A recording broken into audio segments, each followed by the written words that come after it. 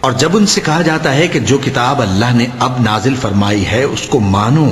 تو کہتے ہیں کہ جو کتاب ہم پر پہلے نازل ہو چکی ہے ہم تو اسی کو مانتے ہیں،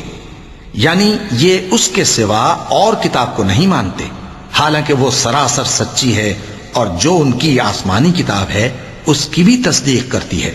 ان سے کہہ دو کہ اگر تم صاحب ایمان ہوتے تو اللہ کے پیغمبروں کو پہلے ہی کیوں قتل کیا کرتے تھے؟ اور موسیٰ تمہارے پاس کھلے ہوئے معجزات لے کر آئے، پھر تم ان کے کوہ طور پر جانے کے بعد بچڑے کو معبود بنا بیٹھے، اور تم اپنے ہی حق میں ظلم کرتے تھے۔ اور جب ہم نے تم لوگوں سے پختہ عہد لیا اور کوہ طور کو تم پر اٹھا کھڑا کیا اور حکم دیا کہ جو کتاب ہم نے تم کو دی ہے اس کو زور سے پکڑو اور جو تمہیں حکم ہوتا ہے اس کو سنو، تو وہ جو تمہارے بڑے تھے کہنے لگے کہ ہم نے سن تو لیا لیکن مانتے نہیں، اور ان کے کفر کے سبب بچڑا گویا ان کے دلوں میں رچ گیا تھا۔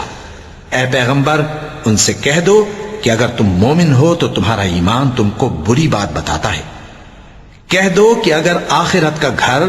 اور لوگوں یعنی مسلمانوں کے لیے نہیں اور اللہ کے نزدیک تمہارے ہی لیے مخصوص ہے تو اگر سچے ہو تو موت کی آرزو تو کرو،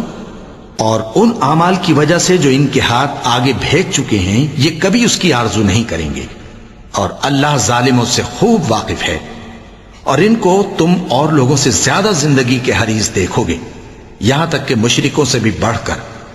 ان میں سے ہر ایک یہی خواہش کرتا ہے کہ کاش وہ 1000 برس جیتا رہے،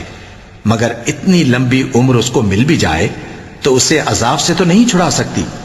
اور جو کام یہ کرتے ہیں اللہ ان کو دیکھ رہا ہے۔